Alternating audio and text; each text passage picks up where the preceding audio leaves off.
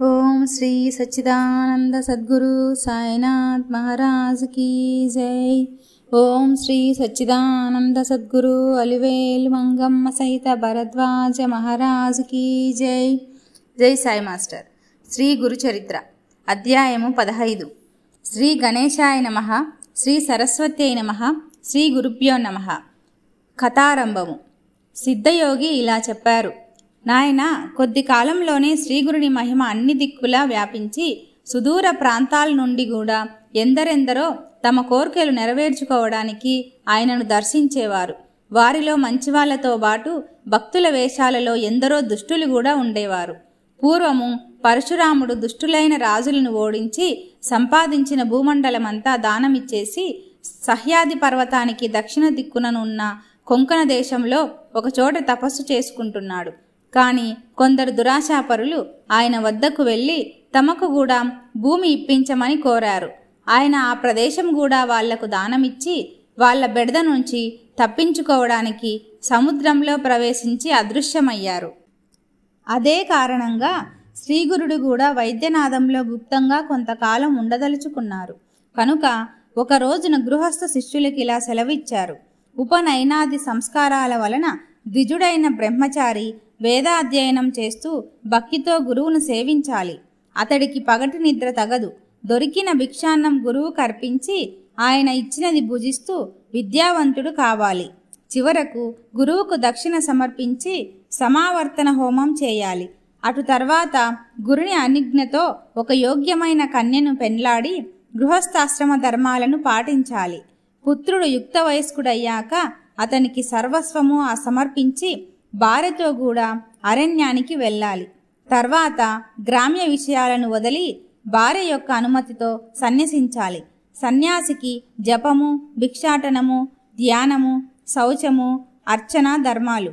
అతడు స్త్రీ కథలను వినకూడదు. వాహనము ఎక్కరాదు. మంచము తాకరాదు. పగలు నిద్రింపరాదు. నిరంతరము ఆత్మద్రష్టయై ఉండాలి.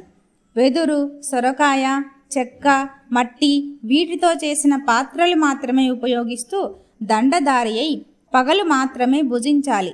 సంవత్సరమంతా తీర్థాటనం చేస్తూ 3 పగళ్ళు మించి ఏ గ్రామంలోనూ నివసించక స్థిరచిత్తుడై ఉండాలి. అలా తిరగటానికి శరీరంలో శక్తి లేకపోతే సదా దైవాన్ని ధ్యానిస్తూ ఒక మహాక్షేత్రంలో నివసించాలి.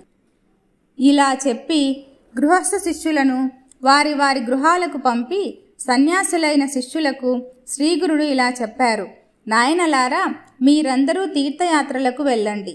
మీకు మరలా శ్రీశైలంలో బహుదాన్న సంవత్సరంలో మా దర్శనమవుతుంది అన్నారు. అప్పుడు ఆ శిష్యులు, స్వామి, సర్వతీర్థాలు మీ పాదాల వద్దనే ఉన్నాయని శాస్త్రాలు చెబుతున్నాయి కదా, మిమ్ములను విడిచి మేమెక్కడికి పోగలము? దాని వలన మాకు కలిగే లాభమేమున్నది అన్నారు. అప్పుడు స్వామి, నాయనలారా, సన్యాసులమైన మనము 5 రోజులకు మించి ఎక్కడా నిలవకూడదు. సర్వతీర్థాలు దర్శించడం మన ధర్మం. దాని వలన మనస్సు స్థిరమవుతుంది. అటు తర్వాత ఒకచోట స్థిరంగా ఉండడం శ్రేయస్కరం అని చెప్పారు. అప్పుడు శిష్యులు, స్వామి, మీ మాటయే మాకు ప్రమాణం. మేము ఏ తీర్థాలు దర్శించాలో సెలవీయండి అని కోరారు. అప్పుడు శ్రీగురుడు ఇలా చెప్పారు, నాయనలారా, తీర్థాలన్నింటిలోకి ఉత్తమమైన కాశీకి వెళ్ళి గంగను సేవించి గంగా తటయాత్ర చేయండి. అటు తర్వాత యమున, సరస్వతి నదులను కూడా అలానే సేవించండి. అందువలన పితృదేవతలకు సంతృప్తి, మీకు శాశ్వత బ్రహ్మలోక ప్రాప్తి కలుగుతాయి.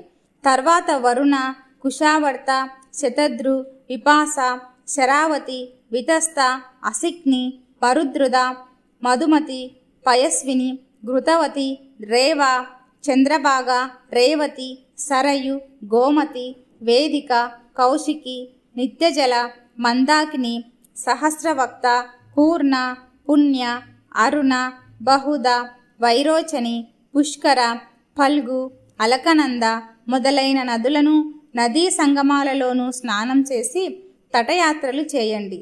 అలానే శ్రీశైలము, అనంతము, రామేశ్వరము, సేతుబంధము, శ్రీరంగము, పద్మనాభము, నైమిషారణ్యము, పురుషోత్తమము, మహాలయము, కేదారము, కోటిరుద్రము, మాతృకేశము, కుబ్జతీర్థము, కోకాముఖి, ప్రసాద తీర్థము, విజయ తీర్థము, చంద్రతీర్థము, గోకర్ణము, శంఖకర్ణము అనే తీర్థాలలో స్నానం చేయండి. అలాగే అయోధ్య, మధుర, మాయ, కాంచి, ద్వారక, సాలగ్రామము, శబల గ్రామములు దర్శించండి. సవ్య మార్గంలో 3 సార్లు గోదావరి తటయాత్ర చేస్తే పాపాలన్నీ నశించి జ్ఞానం కలుగుతుంది. అలానే భీమేశ్వర, పంజర కుశతర్పణ, పూర్ణ, కృష్ణవేణి, తుంగభద్ర, పంప, భీమా నదులకు తటయాత్ర చేయండి. హరిహర క్షేత్రము, పాండురంగ క్షేత్రము, మాతులింగము దర్శించండి. గంధర్వపురము ఉత్తమమైన క్షేత్రము. అక్కడెన్నో తీర్థాలున్నాయి. అచ్చటి దేవతలు సులభంగా వరాలిస్తారు. అక్కడ భీమా అమరజా నది సంగమం ఉన్నది. అచ్చటి అశ్వత్థ వృక్షము సాక్షాత్తు కల్పవృక్షమే. దానికి ఎదురుగా నృసింహ తీర్థము, దానికి తూర్పున పాపనాశ తీర్థము, దాని ప్రక్కనే రుద్రపాద తీర్థము, చక్రతీర్థము, తర్వాత కోటి తీర్థము, మన్మథ తీర్థము ఉన్నాయి. అక్కడనే కల్లేశ్వరుడు ఉన్నాడు. గంధర్వపురము సాటిలేని సిద్ధభూమి గనుక అక్కడ అనుష్ఠానం చేస్తే అతి త్వరగా అభీష్టాలు నెరవేరుతాయి. తుంగభద్ర నదులు సంగమము, మహాపలా సంగమము, నివృత్తి సంగమము దర్శించండి. బృహస్పతి సింహరాశిలో ప్రవేశించినప్పుడు గోదావరికి, కన్యారాశిలోకి వచ్చినప్పుడు కృష్ణానదికి, తులారాశిలోకి వచ్చినప్పుడు తుంగభద్రకు, కర్కాటంలో ప్రవేశించినప్పుడు మలాపహా నదికి పుష్కరాలు వస్తాయి. అంటే గంగా నది ఆయా పవిత్ర సంవత్సరాలలో ఆయా నదులలో వచ్చి ఉంటుంది కనుక వాటిని సేవించడం ఎంతో మంచిది. అలానే ఆయా నదులు సముద్రంలో కలిసే చోట స్నానం చేయడం వలన ఎంతో పుణ్యం వస్తుంది. మరి మత్స్యతీర్థము, పక్షితీర్థము, ధనుష్కోటి, కోల్హాపురము, కరవీరము, మహాబలేశ్వరము దర్శించండి. బిల్లవటి, వరుణా సంగమము, కృష్ణా తీరంలో ఉన్న ఋష్యాశ్రమము దర్శించండి. అమరపురం వద్దనున్న కృష్ణవేణి, పంచనదీ సంగమములలో 3 రోజులు స్నానం, ఉపవాసము చేస్తే అన్ని కోరికలు తీరడమేగాక పరమార్థము కూడా లభిస్తుంది. యుగాలయము, శూర్పాలయము, కపిలాశ్రమము, కేదారము, పిఠాపురము దర్శించండి. అక్కడ శ్రీ దత్తాత్రేయ స్వామి ఉన్నారు.